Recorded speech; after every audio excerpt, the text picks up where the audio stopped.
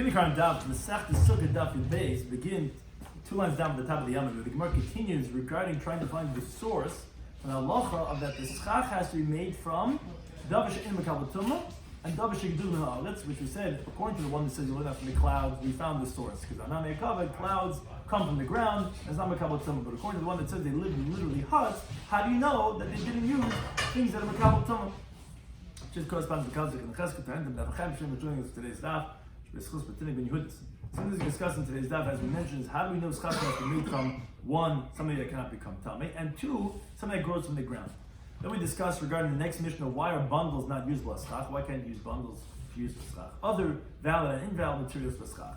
The halacha of tasabel and also is the halacha that you have to make the sukkah. It cannot be indirectly made by doing something else, which will remain. I told someone after the share a good marshal, if let's say you draw on the chalkboard white, and then you erase something else, and you're left with the picture. That's tasabel and also that you didn't make the picture. You're remaining with that. That would be a problem. Also, we can discuss regarding chitz and regarding arrows, where there's the male and there's the female. What does that mean, male or female arrows? Basically, when there's a protrusion, that's considered a male, but the female is when it's actually the opposite, that the metal has the stick and the wooden stick, which is what you would use for schach, would be, then the cable would have the concave, would be the female, and we're going to see difference in halacha regarding the use of schach or not. We also can discuss pishtan regarding the 3 stages of flax, regarding the soaking process, to loosen the fibers, regarding the hitting process, to then take it away from the wooden pieces, and then from the combing part, which removes the different types of strands from each other. So again, we're at the second line from the top of the Yom base. The Mishnah had said, if it's not mekabel tumah, and we do know if it goes from the ground, then mesachim that you could use it for schach. So the Gemara says, Ki asu Ravin, Amar Rabbi Yechon Makra. He brings the source for the halacha as follows. Pasuk says in Devarim that the Chag HaSukkah is taslucha, you should make for yourself 7 days. What should you make for yourself Chag HaSukkah? But aspacha migarncha mikvecha. So literally, the translation of the pasuk sounds like it's saying that Sukkah's time is called Chag HaAsiv. So when you're gathering from the threshing floor and from the wine vat, you're gathering them together. That's when you make the Yom Tov Chag HaSukkah. That's not how the Gemara darshans. The Gemara says you're going to actually make the Sukkah from that which you gather from the threshing floor and from the wine vat, which is from the refuse, from the what's left over of the granary, which is the straw, the yakev, and the vines and the empty clusters of grapes that are left over on the bottom of the vat. That's what they're telling you. You should make the schach from those things. Now, so therefore, and those are things which gedul, they grow from the ground, and they're not mekabel tumah. It's not a food item. It's the straw. It's the clusters. But says the Gemara, how do you know? Maybe goyin atzmoi. Maybe the straw with the granary itself, the yaakov atzma, the vat itself, maybe the clusters of grapes with the grapes, which is mekabel tumah because it's a food item. How do you know it's pesailis and not the granary yaakov itself? Hamar B'Zeri says, yakev ksiv kam. It says over here, yakev, which sounds like a vat is after it turned into wine. And the ef shlosachim, but you can't make a schach out of grape juice. You can't make a sealing of wine, and therefore, obviously, can't be the yakev itself. So it must be the psoilus yakev, which is the leftover pieces, those stalks, the actual empty clusters. That's what we're saying you make the schach out of. But Maskum Rebbe says, Ho said, you could have the congealed wine that comes from snir, which was compared to these cakes of dried figs that they would make. They actually had these cakes of wine that's, it sounds like a nice for a simcha. Notice they have these, the ugel or whatever, they have these things, this ice, alcohol, or a cake of wine, good expensive Cabernet cakes of wine. They had it from the snare. So why can't you make a roof out of the yaakov itself? Who says no, it can't be something that's mekabel tumah? So Rabbi Zeri says, yeah, and he says, up until now we thought we knew the reason of our Mishnah from this pasuk. Because we knew it had to be psoilus, it had to be the refuse, because you can't make schach out of wine. And Yirmiyah came along and he cut it with a hatchet. In other words, he said a good question where he said maybe it could be the congealed, like jelly, the jelly wine that comes from snare, which seemingly it's not a good source anymore. Because how do you know it's the psoilus? Maybe it's the yaakov itself. So now Rav Amar, he says no. You could infer from the pasuk that it's talking about the psoilus. Because it says when you gather megarncha from your grain, which sounds like that you're going to gather and you're going to take from the geirin, but not the grain itself. Like Rashi says, the geirin is the food item. What you select and what you gather from there is going to be the pselos. What are you taking out from there? You're taking out the bad. Miyikvecha, from your vad, v'lo yekav, not the vad itself. Meaning the yekev, the vad, is the good stuff, is the wine. That's what you leave inside. What are you gathering from there? Is the pselos, is the refuse, is the bad stuff. Those are the stuff you're going to make for the schach. And what are those things? Those things are pselos gram Yaakov are not makabel tumu, because it's not a food item, and it's not a kli, it's nothing else. And this davar shegedulim in aretz, it grows from the ground. That's how we know the second shot of what the schach has to be made out of. The first one was learning from Anani HaKavod. The second one was learning out from the pasuk of ba'aspocha migarin from yikvecha. That's how we know the halachas of schach. A third source the Gemara brings, the Chizdam says Malacha pasuk in Nehemiah, which the pasuk is told about making sukkahs, and it only mentions things that are not a and they grow from the ground, as the pasuk says. To a har, go out to the mountain, the view, and go bring alizayas, olive leaves, ali shemen, and the leaves of the oily wood, vali hadas, and the leaves of the myrtle branch, vali tmarim, and the leaves of the palm branch, vali atzavis, and the leaves of the braided tree. So you see, all those things mentioned over there were all things that gedulim and aretz, and not makabel tuma. That's how I know that sukkahs have to be made out of those things. As the third source. But the Gemara wonders, once we brought in the pasuk, hainu hadas, hainu eitz others. What's this and what's that you're mentioning both in the pasuk? They're both the same thing. Hadas is anaf eitz others. And the reason why hadas is called eitz others is because its leaves are interwoven one in the other like a weaving. So why are you mentioning the pasuk? You mentioned Ali Hadas and you mentioned Ali Eitzav, it's the same thing. So now Rav Chizdi says yes, but there's Hadas Shaita, there's the deranged Hadas, which is not kosher for the lulav itself because it's not a perfectly braided 3x3. That's l'sukkah. That's used for the schach.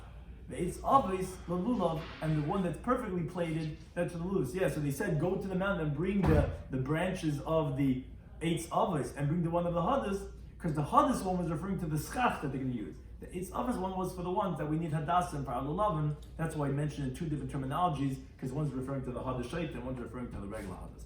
So that concludes the previous Gemara's discussion of our Mishnah regarding what qualifies as schach kasha. We have three different sources for halacha, either from Eid Yalam and Aretz, which because it's Anani HaKavod, or it's from Ba'aspucha Migarin Chamikvecha, or it's from the pasuk of Chizdebrod, pasuk in Nehemiah, that shows that the schach they had to take were things that again had the two variables that would be Gedulim and Aretz and were not Mekabel. Now we get to the next Mishnah. Again, continue on this theme. All these Mishnahs are discussing what's possible as schach. Says the Mishnah, Chavile, this is what we're talking about, bundles of straw, specifically bundles. Chavile eats in bundles of wood, because these things are actually valid. You could use straw and wood as schach, but bundles. Or bundles of cane, which are types of reeds that you make cane and you bundle it together. Now when they're moist, it's fit for animals to eat, but when it dries, then people use it as firewood. So all these bundles, aim a sachem behem. You're not allowed to use them for schach when they're tied together. And the Gemara can explain why. But Bakula Shetiru, all these cases, you untie the bundles, it's going to be kosher to use as schach. Now, Bakula, all those schachs that we mentioned in our Mishnayos that are possible to be used as schach, all of them that we mentioned in these Mishnayos, ksheus and fanis. They're all kosher to be used as the walls of the sukkah, because whenever we mention the pasuk sukkah, it means the schach, because the walls are not called sukkah. Rashi says, the Gemara in the Avam base learned that the walls are from basukas. I thought walls are not sukkahs. How could you learn out walls from sukkahs? So Rashi says, no, that's what's called miyitur dikra.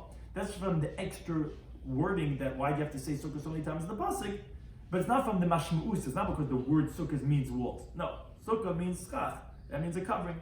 And therefore, when it says sukkahs tasa, you should make ba'ascha migarncha, it's going on the schach, but not on the walls. The walls can be made out of whatever you want it to be. It doesn't have to be daber ha she'en mekabel and that it's gedulim in the art. And therefore our walls are made out of whatever we want to make it out of.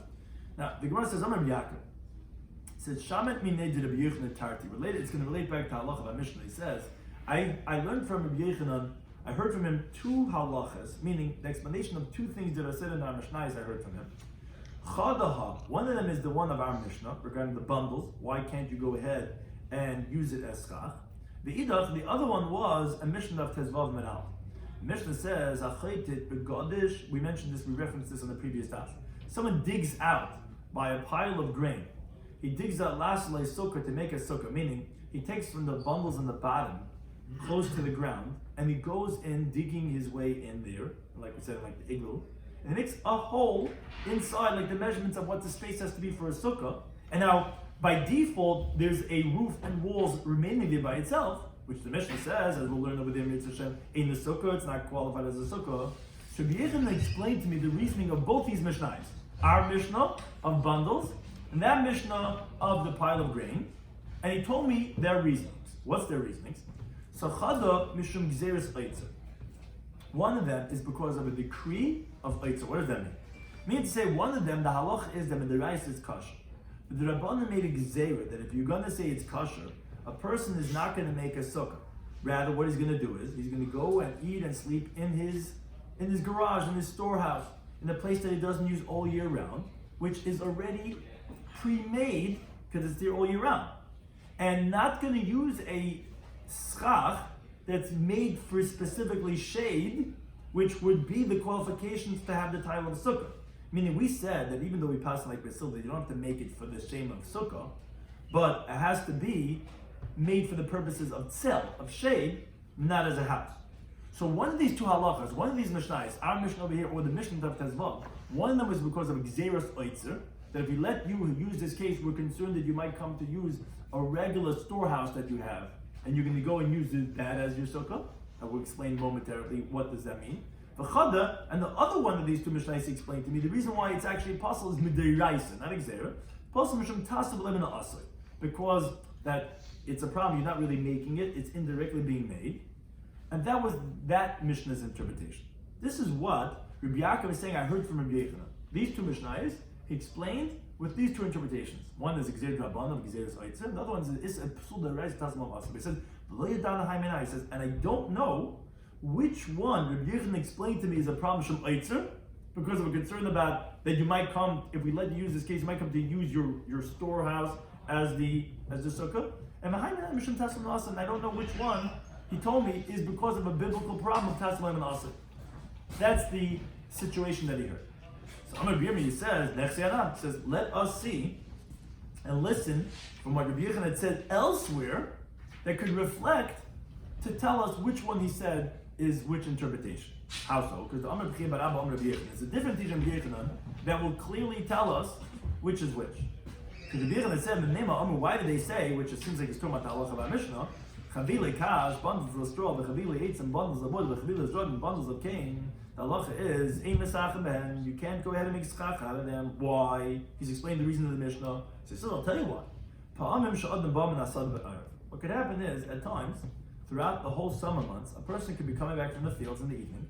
The chavilas al kseifa, and he had this bundle on his shoulder, and as kids often do, you come home from camp and you have your knapsack and just throw it on the floor. I said, "What do we live in a barn?"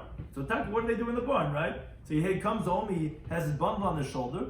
What he does is he takes it and he puts it and he places it on top of his sukkah that he has all year round. Why does he have sukkah? Like we have a pasuk in the Torah with the mekneu asher sukkahs. They have for the animals. We live in a barn, right? So he takes his knapsack, he takes his bundle, and he puts it on top of that sukkah, and he puts the bundle over there. Now, why would he put it over there? So it could dry up, but not because of for schach purposes. He was working in the tropical forest or whatever it is. It's all wet and it's all nah. So he puts the bundle to dry out. Like we said from Rashi previously, like when it's soft, animals eat it, but they would dry it out. They would use it for firewood. Now, when it comes Sukkah's time, so guess what? He comes, and all year round he dumps another bundle. Like people who they're organizing their disorganization. Like you don't put things away, but I know where my mess is. So it's a guy every time nacha shtickle, nacha bundle. He just puts it on, push it away. Now he has all this sukkah, this whole hut is covered with these bundles. Sick is that. I'm so meat. I'm so tired. I don't want to make it. Oh, look at this. He changed his mind. Says, let's leave it there for the schach. I mean, originally he didn't put it there for a shade. He put it there to dry up. But look, perfect. Look at this. We have a sukkah. But the problem is, what Torah says, Tasa, you have to make a sukkah. It can't be indirectly made, that it was made invalid. This schach was not made for the purposes of being schach. It wasn't even made for the purpose of being shade, what's called sel. It was there to dry up. So it doesn't have a title of a sukkah on it.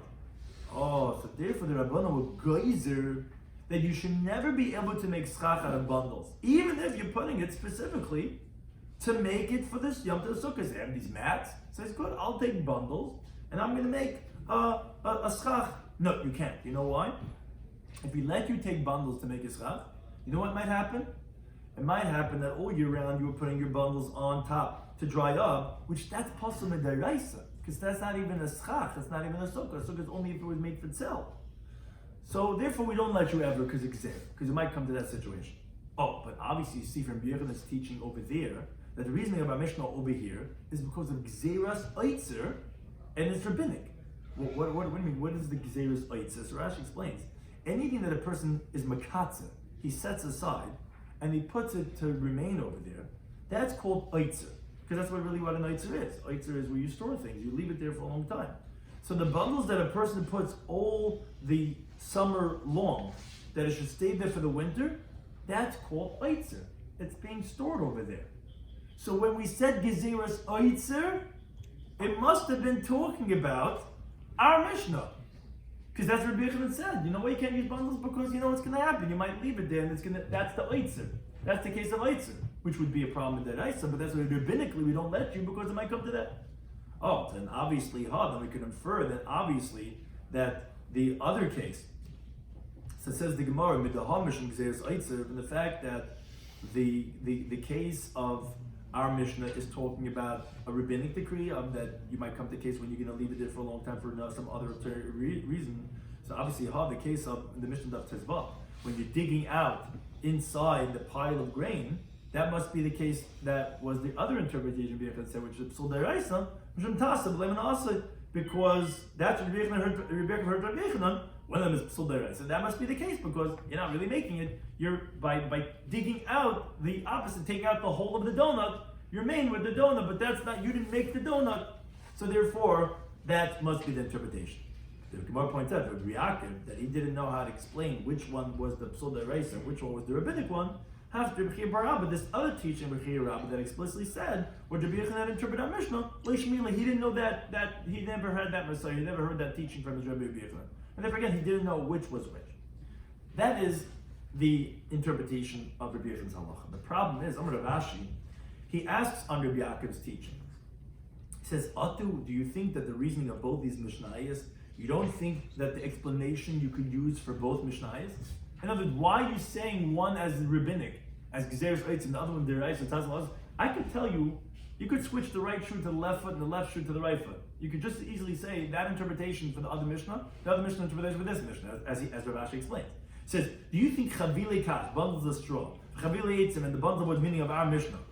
Mishum Gezeres Eitz, it only has rabbinic concern, like we had said, because if we let you use it, even though you're doing it for the purpose of Sukkah, but you might come to go ahead and do it in a case of when you're doing it to dry up, so therefore it's only rabbinic. And what Mishum Tasabel and Asay, but because of the biblical psula that is being indirectly made leka, you think you don't have that? In other words, don't you think you can learn our Mishnah that we're talking about those which were actually placed there all summer long?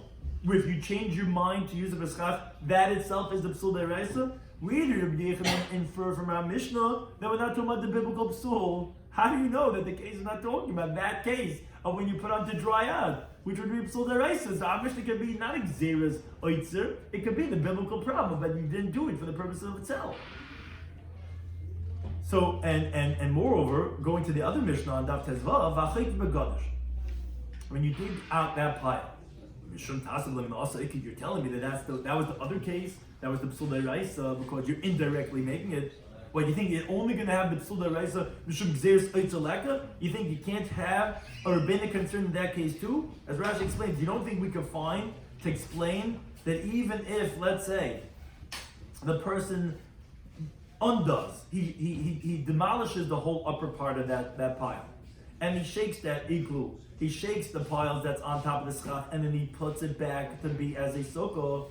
You don't think we could learn that Mishnah that rabbinically still the rabbi said that's going to be possible because of Gzeres Oitzer? Because what's going to happen is, although yes, this is kosher now, because although the guy dug it out, and it's obvious he dug it out, but then he went and he shook it. He shook them all. Don't you think we could interpret that Mishnah as saying that rabbinically they still said it's going to be possible? Because sometimes you might not shake it, and it's going to be made by itself. Just like you're saying, like the bundles, you're saying it's possible even though he put it there for the purpose of being a schach, rabbinically, because you're concerned that maybe he might come to do it from the ones that stored all year round as a oitzer. So where did Yechanan be medayik the reasoning to say, oh, this is the Raisa, this is the Rabbanan? Right? Just as easily I can tell you that this is the Rabbanan case. Yeah, you dug it out, sold it else, but then you went, you moved it all, you shook. So biblically that's okay. Or rabbinically we don't want you to use it because you might come to do it without shaking it. So, but maybe that's the Rabbanan one, and maybe this is the Raisa one that's possible, because this was all summer long. You put it here just to dry up. That's sold Tasman also. So why you tell me this is the Rabbanan and this is the Raisa? I can tell you just easily the opposite. Both reasonings can apply to both. So the Gemara, Rabbi Yechon, but he would tell you, no, from the Mishnayos themselves, they're inferred the way I'm saying it. Why? Because Hacha over here in our Mishnah regarding the cases of the bundles of straw, they're telling you, what's the words of the Mishnah? The words are ein mesachem. You cannot go use these bundles as schach. Now that wording sounds like a tchila who has a between them and days day mesachem. Only initially you can't use it as schach. Why initially? Shai says gives a bit tchila, not liket tchila. But the point is that you cannot use that. Why? Shem gzeira saitzer. Must be because of the rabbinic concern of a decree for the case of when you might come to do it, the biblical problem. Because it doesn't say ein a sukkah, which would sound like hadaras a shabbat. Yeah, biblically it is a sukkah. So therefore, obviously we have to explain this talking about where you're putting it right now to be schach. And still the Mishnah is saying that rabbinically it's going to be invalid because we're concerned you might come to do it in the case when you leave it on. But it's not talking about where you changed your mind on those that were left there, because that would be possible deraisa. And the wording in the Mishnah sounds like ein mesachem. If you really wanted to tell it from deraisa, it would say ein a sukkah. It's not a sukkah. Ein mesachem sounds like you can't do that, but rabbinically, not because biblically. But whereas Hasam over there, by the case of a chayt begadish, by that Mishnah, when we talk about when you pull out from the grain on the bottom, the piles on the bottom, they tell you what's the words of the Mishnah? Ein a sukkah. It sounds like it's totally not a sukkah. I felt the evidence even after the fact, because midiraisa nami in a sukkah, because even biblically it's not a sukkah. So obviously we're talking about where the guy didn't shake the schach for the purpose of being a sukkah. But you're right. Actually, Rashi says if you did shake it, it actually would be kosher. Why do you say that at least psul de rabbanan because gezeros eitzer? Rashi says no, because if the guy's paying attention and he's fixing it, you're not going to make a gezer for another time, because what was wrong he fixed. For sure he's not going to go ahead and do it another time wrong, which you have to know what changed from the Gemara's Havmin, but that's how Rashi says that, no, this actually wouldn't make Xeris Eitzer, because if the guy's fixing it, he's for sure not going to go ahead and do it another time, and that would be the Psul Deraisa, and obviously not concerned for like a Marasain type of a thing, and therefore, that is why Rabbi Yechon interpreted our Mishnah as rabbinic, Xeris Eitzer, because it says, in Mesachem Ben, that Mishnah says, in a sukkah, it's not a sukkah, which sounds like even Deraisa. And therefore he said that's the psul of Tazmasa, although you technically could have said either Mishnah either way. Now related to this, the Gemara says, I'm going to read them out. Succah bechitza. Someone makes schach out of the handles, the shaft of arrows. So it depends. Zacharim, if you use the male ones, meaning, well, how does the male shaft work? Is that it has a projectile that sticks into the receptacle of the actual metal arrow itself. So that's going to be kshera. Those shafts are going to be kosher because although the vessels, but it's pshutikliates. Pshutikliates means say it doesn't have a receptacle. There's no concave, there's nothing to put something into that, so that's pshutikliates, not makabel tumah. And eight is gidulim and arts, so that's okay, you can make schach on that.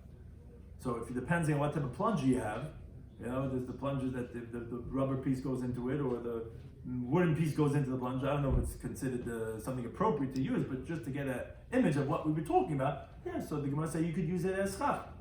The nekevas, on the other hand, by the female arrow shafts, which is that actually, as the picture illustrates, that there's a hole in the end where actually the arrow itself is made like a bore, which is a martzea, like an awl, which that actually goes into the hole. So wait a second. So this shaft has a concave that it receives inside the wood, so that's actually fit to be makabel tumah. Oh, that's actually psula.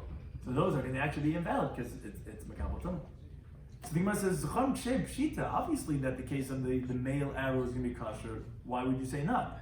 It says Imam Madim would say, Nigzis Chamot in the caves, then maybe if I let you use the male arrows, I might let you use the female arrows, which are apostle, Kamashman, That's why I have to tell you that, no, we're not concerned for that. Now, Amamar, he had said, the cave is psula. You said, oh, the female ones are possible. Pshita obviously has a kli kibul, so Mekabel Tumah. So he's going, no, Malatim, would you say base kibul also lamalois? Since if you have a receptacle that's meant to be always filled up, which you never empty out the thing that it's filled up with, loishmei kibul, so that's not considered as a receptacle because it's always filled. So I would tell you that actually it's not considered as if it has a base kibul. Kamash Malan, that's what telling you that no, even though it's always plugged up, but the fact that it has a kli kibul, the Tosfos has whole arichas regarding this discussion regarding Rashi elsewhere that makes it sound like if something is stuffed up, it's not considered as if it's a kli kibul. But that's what the Gemara seems to be saying, that if it has a kli kibul, even though it's always plugged, it's always filled with something, but this element as a whole, that's the chiddush to say that it's going to be considered as a kli kibul, and it's mekabel tumah, and therefore it's not going to be valid. I continue on this theme of davar mekabel tumah regarding if it's going to be valid as chachanat. He says that he heard three things from Rabbi Yochanan. Two of them that Rabbi Yochanan had explained. The third one he said, I don't know. What are these three? It's really three stages in the making of linen. Sachacha banitze pishtam. If someone made schach from bundles of combed flax, which is from when it was whitened, which is after that it was already combed and was made into bundles of flax, so psula, that's going to be invalid to be used as schach because it's fit for tumah of negoyim. So though it's not a garment, it's not really fit for other types of tumas, but it's fit to have tumas negoyim, as the Gemara says in Shabbos Chav Zayin and Beis. So therefore it's going to be possible because it's royal kabel tumah, so you can't use it. But what's with behutzne pishtan? What's hutzne pishtan? Hutzne pishtan is unprocessed flax, which it's still in its stalks as it grew, and it wasn't even soaked in the soaking water, which they first soak it in a certain potion to go ahead and have it come apart, and it wasn't beaten with machteshes, with a mortar. It's still in its unprocessed state. So sure, that's going to be kosher because not mekabel tumah. It's not a kli. It's not a food item. It's not even royal mekabel tumah kegoyim. It's not even thread yet. So that's okay. But those are two he explained. One on one extreme, the bundles of comb flax you sure cannot use. On the other end of the spectrum, the unprocessed flax could be used. But the hushni pishta, the partially processed flax, Rabbi Yochanan says, "Ini diamahu." He says, "I don't know what the halacha is." He says, "I don't know if it's kosher or if it's possible." But then Rabbi Bachana, who was saying this over the name of Rabbi Yochanan, he says the problem is behushni atzman en yedei. I said, I don't even know what Rabbi Yochanan meant when he even said hushni. Meaning, hushni is obviously a middle stage of the flax. But there's two middle stages that you could say. You know, you always declare who's the middle child, you know, both middle, you know, who. So what's the middle stage of the flax? Rabbi Yochanan said the middle stage one, I don't know the halacha. But that's what Rabbi Yochanan says, I don't know which is the middle one, as the Gemara explains. Manashach. What is it that you want to explain? And that is, idoyik, if it's beaten with the mortar, but enough, it wasn't combed yet with the comb. So hushni karla. So that's called hushni, and that is what the Rebbe says. I don't know what the halacha is because that's somewhere in the middle. Avol tari b'lei doyik, but let's say it was soaked and it wasn't beaten. Oh, that hutzni karla. That's called hutzni because that's just like not being soaked, not being beaten, which that's gonna be kosher because it's not mekabel tumah at all. That's one side. Aydamo maybe says, I don't know, maybe tari b'lei doyik, maybe even if it's soaked but it wasn't beaten, not a hushni karli. Maybe that's also called hushni. Maybe that was also included in his doubt. And it was not so obvious to him to say that it's kosher, only when it wasn't soaked and wasn't beaten. And that's where he ends. He says, I don't really know. The Gemara leaves that unanswered. He wasn't sure because there's a few processes in processing the flax. What's considered this middle stage is we know unprocessed is you didn't soak it, you didn't beat it, you didn't comb it. So that's going to be for sure okay. If you soaked it and you beat it and you combed it, that's for sure okay. But there's two stages you could say. It could be soaked but not beaten, or it could be beaten but not combed. It could be that beaten but not combed is the case that it was doubt, but soaked but not beaten for sure is okay. Or maybe no, even soaked but not beaten, maybe there he also wasn't sure, maybe that's hushni, maybe that's the middle stage that he wasn't sure about, and the Gemara does not resolve it. Now continue on this theme about what's able to be used as schach. Rabbi Yehuda says, Hani shushi, these ferns, ushvatzre, which are different types of herbs, mesachim you could use for schach because it's not makabel tuma and it grows from the ground. Why is it not makabel tuma? Because they're not meichel adam. It's not food items. Only food items are makabel tuma. So you could use them as schach. Amabai, he disagrees. He says no, the shushi mesachim. He says the ferns you could use as schach.